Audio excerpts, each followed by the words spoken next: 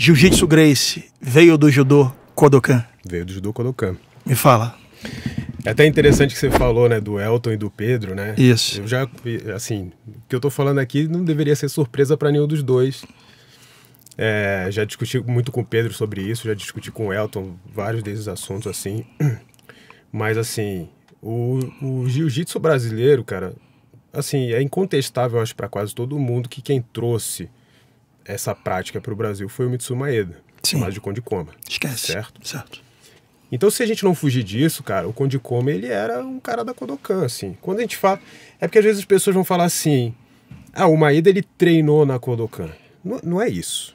O Maeda, ele era um dos principais nomes da Kodokan na época dele, da geração dele. Ele era um expoente mesmo. Ele era um dos melhores. Ele dava aula de judô lá no Japão.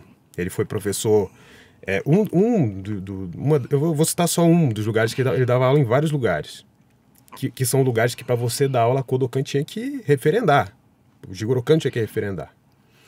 Vou dar um exemplo aqui. Tinha uma escola que chamava, em japonês chama Daiichi Kotogako. Porra, você meteu voz de mangá e tudo agora, hein? Então era uma escola de ensino médio. Assim, aqui a gente está falando de uma época que o sistema educacional do Japão ainda está se formando. Então eu não vou tentar entrar em muito detalhe, porque a gente não... Vamos generalizar algumas coisas que vai facilitar aqui pra gente. Perfeito. Então era uma escola, mas é importante dizer que muitos dos alunos dessa escola, eles depois iam se tornar alunos da Universidade Imperial de Tóquio. Tá? Era uma escola muito importante. E era uma escola com uma história dentro do judô muito importante, porque quem foi um cara que estudou na Universidade Imperial de Tóquio? Jigoro Kano. Então, se não era... Você escolheu o professor para essa escola, não era uma coisa assim, pega qualquer cara. Ele tinha uma influência política grande, o Jigoro Kano, no Japão. Ele construiu uma influência política grande. Isso é uma outra coisa que as pessoas também tentam colocar como algo que era fato, assim, simplesmente entregue para ele, né? Sim. Então, muita gente... Nasceu influente, não é ele isso. nasceu de uma família de nobres. Não, a família do Jigoro Kano era uma família de produtores de saquê. Caramba. Que se você for olhar na história do Japão, principalmente nesse final porque o Jigoro Kano, ele nasceu no final do período Edo, na transição para a restauração Meiji, certo? Que é quando tem a história lá do Último Samurai. Aquela história do Último Samurai é muito baseada na vida o Katsumoto, né? Isso. Ele é muito baseado no Saigo Takamori, que foi um general, um samurai, enfim.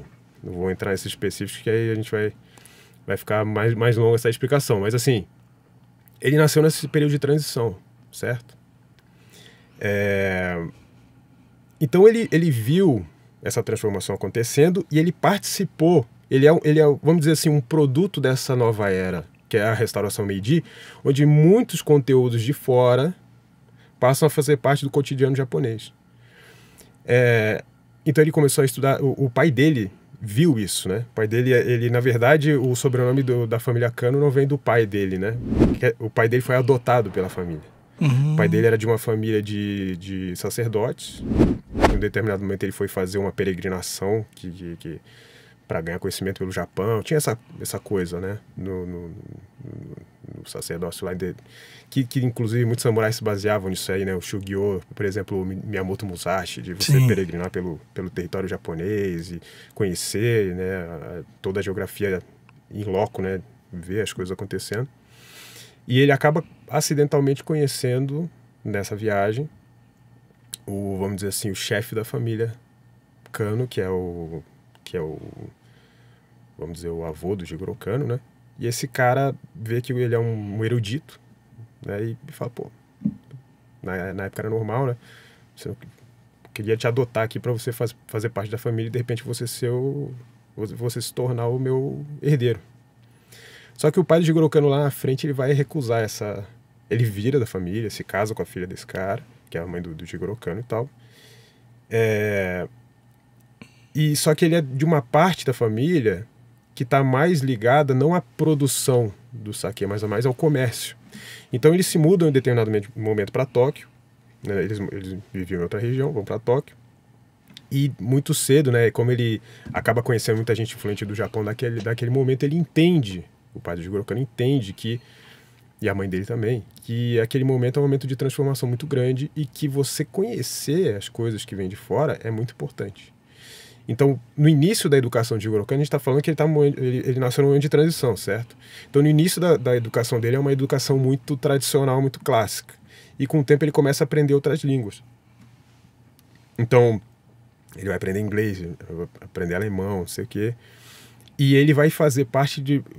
O sistema educacional do Japão até aquele momento não tinha universidade, escola, isso era um conceito de fora. Sim, ocidental, totalmente. Muita gente aprendia no que eles chamam de terakoya, que eram templos budistas. Você morava lá numa aldeia, numa vila, e tinha um templo budista lá, e você aprendia a ler, escrever, matemática com os monges e tal. E começa a se formar um sistema educacional ali naquele momento. E aí o Jigoro Kano ele se torna, ele não é só um aluno da Universidade Imperial de Tóquio. Ele é um dos alunos das primeiras turmas da Universidade Imperial de Tóquio.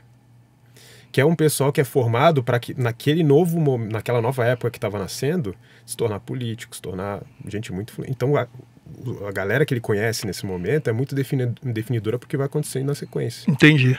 E outra coisa definidora é ele falar o seguinte, pô, queria ser político, mas sabe o quê? Eu gosto de ser professor.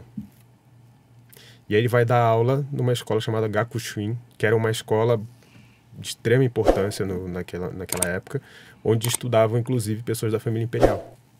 Porra. E aí que ele começa a tal história do judô. Gakushuin é uma das escolas que o próprio Maeda ensinou o judô. É honesto falar que Mitsuo Maeda ajudou a moldar o Japão da Era Moderna? O Jigoro Kano, você quer dizer? O Jigoro Kano, perdão. Sim. Ele foi um cara extremamente... A gente trata ele como fundador do judô, mas o Jigoro Kano foi muito então é muito mais do que isso, pelo que eu tô ouvindo você falar. No Japão ele é conhecido como o pai da educação física japonesa. Caramba. Então o Jigoro Kano se envolveu com natação, com beisebol, corrida, com muita coisa que aqui a gente não conhece. Por quê? Porque o que chegou pra gente é a parte do judô. Entendeu? Jigoro Kano foi primeiro membro daquela região a fazer parte do Comitê Olímpico Internacional. Putz. Entendeu? E, inclusive, depois ele foi nomeado para a Câmara dos Pares, que é lá do Congresso japonês ali, para aquela organização política da época, que eram membros que eram apontados pela família imperial, mas isso foi se construindo ao longo do tempo. A ideia que muita gente tem é o seguinte, porque foi uma época, inclusive, dito que Jigoro Kano vinha de uma família de nobres e tal. O que acontece é que ele construiu, através da história dele, claro que ele tinha muita ajuda, ele nasceu numa família com grana. Sim. Só que pensa o que era o status de classe de um comerciante no final do período Edo. Entendeu? Para a forma como era organizada a sociedade japonesa, você estava atrás do agricultor, entendeu? Sim. Então, assim, só que os comerciantes tinham muita grana. E aí, quando você troca isso, você fala assim, agora no Japão todo mundo vai ser igual, todo mundo vai ser cidadão igual, não vai ter mais classe samurai, não vai ter mais nada, o que você acha que vai mandar? Quem mais tem grana. Quem mais tem grana. E principalmente se você investir em quê? Pô, você olha e fala assim, tá tudo transformando. Agora a gente tem um negócio chamado universidade, que tá sendo construído. Nisso. Pô, você vai investir nisso. O Jigoro Kano, ele não era um descendente, ele não era filho logo direto para assumir os negócios, também tem isso, né? O Jigoro Kano, se não me engano, era o quinto filho ali na sequência. No Japão então na sucessão ele não tinha que assumir nada do pai. Não tinha aquela obrigação imediata de assumir. Só que o próprio pai dele, depois ele vai deixar os negócios de saque, vai trabalhar com outras coisas que não tem nada a ver, com fortificação, com as coisas, ele vai se meter com outras coisas e